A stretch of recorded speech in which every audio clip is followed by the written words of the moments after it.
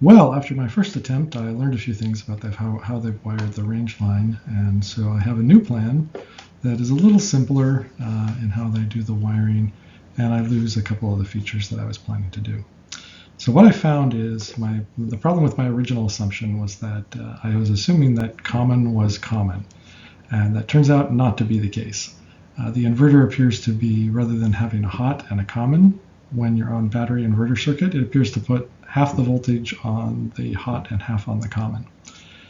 So what that means is I'm going to need to switch both the hot and the common over to the inverted circuit to make the Galley run properly. Unfortunately, with a single DP-DT switch, I don't have enough poles to now flip the microwave. So my new plan, it's a little simpler. What I'm going to do is I'm going to just switch the Galley outlet. I can run the Galley outlet, both the hot and the common, to the central terminals on the DP-DT switch. And when it's in the normal mode of operation, that will be tied directly to the output of the relay and the GFIC common, so it will operate as before, and we'll have a GFIC protected circuit when it's in the normal mode. The microwave will always be connected directly to the output of its relay and its common, so the microwave is no longer being switched. It is always just directly connected. Then when I throw the switch to the alternate mode, what will happen is the Galley will now be directly tied into the inverted circuit. So the drawbacks here are the Galley now loses its GFIC protection. So that's not ideal, but as long as you're a little careful and don't splash water on it, you should be okay. The other problem is that because the Galley and the microwave are both on the inverted circuit at the same time, you do have the potential of drawing too much power. The microwave can draw about 1 kilowatt all by itself, and the Galley can draw 1 kilowatt since it's only a 2 kilowatt inverter.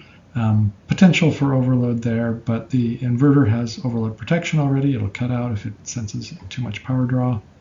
So I'm not terribly worried about that either. Basically, just be careful when you're in battery operation. Don't run both the Galley and the microwave at the same time, and you should be fine. So that's my new plan. It's fairly simple. It involves just a single switch instead of 2 switches. So now you just have normal mode of operation, where everything's wired as before, and alternate operation, where both the Galley and the microwave are powered off the inverter and will run off battery. Here's the final rewire I decided on. What's happening now is the Galley outlet comes in here, and it goes through to the center posts of the switch on this line. Center post of the switch, when it's in normal position, comes back on this line and wires into the hot and the ground coming from the relay. So this is the GFIC circuit. That's in normal position. In the alternate position down, the Galley wire gets routed to this other line here, and that bridges into the inverted circuit on the microwave. So the microwave is always running through directly, and the Galley outlet is only when the switch is in the alternate position. So a little simpler, basically up equals normal position, GFIC circuit for AC power, down equals on the inverted circuit.